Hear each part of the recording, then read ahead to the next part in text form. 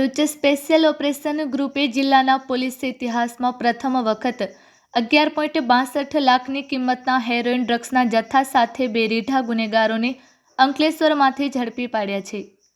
પકડાયેલા બંને આરોપીઓ અગાઉ અંકલેશ્વરની યુનિયન બેંકની લૂંટમાં પણ સામેલ હતા, જે હવે નશાના કાળા કારોબારમાં સક્રિય હોવાનું બહાર આવ્યું છે. એસઓજી ટીમને મળેલી ચોક્કસ બાતમીના આધારે અંકલેશ્વરના સારંગપુર વિસ્તારમાં રેડ કરવામાં આવી હતી.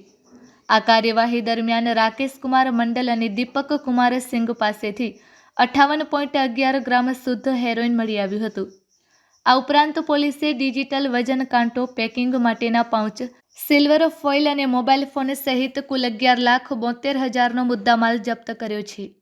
ડ્રગ્સના નેટવર્કમાં લક્ષ્મણનગરના સંતોષ નામના શખ્સનું નામ ખુલતા તેને વોન્ટેડ જાહેર કરાયો છે.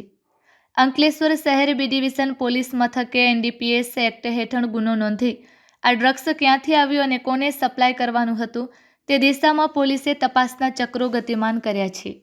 ભરૂચ જિલ્લામાં અને ખાસ કરીને અંકલેશ્વરમાં નો ડ્રગ્સ ઇન ભરૂચ અને zero tolerance for drugs in Ankleshwar આ કેમ્પેઇન અંતર્ગત ગત રોજ 14/1/2026ના રોજ ભરૂચ એસઓજીએ અંકલેશ્વર વિસ્તારમાં રેડ કરી અને એનડીપીએસનો એક ખૂબ જ મોટો કેસ કરવામાં સફળતા મેળવી છે, જેમાં બે આરોપીઓ રાકેશ કુમાર મંડલ તથા દીપક કુમાર સિંઘ તેઓને ઝડપી પાડવામાં આવ્યો છે. આ બંને જણા જે છે તેમની પાસેથી 58.11 ગ્રામ જેટલો હેરોઇનનો મુદ્દામાલ છે કબજે કરવામાં આવ્યો છે, જેની કુલ કિંમત 11,62,000 થાય છે.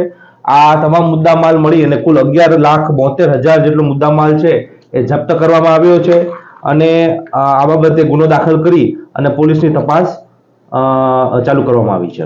આ બંને આરોપીઓએ ભૂતકાળમાં 2022માં યુનિયન બેંક ઓફ ઇન્ડિયામાં લૂંટ કરી હતી અને તેમની વિરુદ્ધ બે અન્ય ગુનાઓ પણ નોંધાયેલા છે.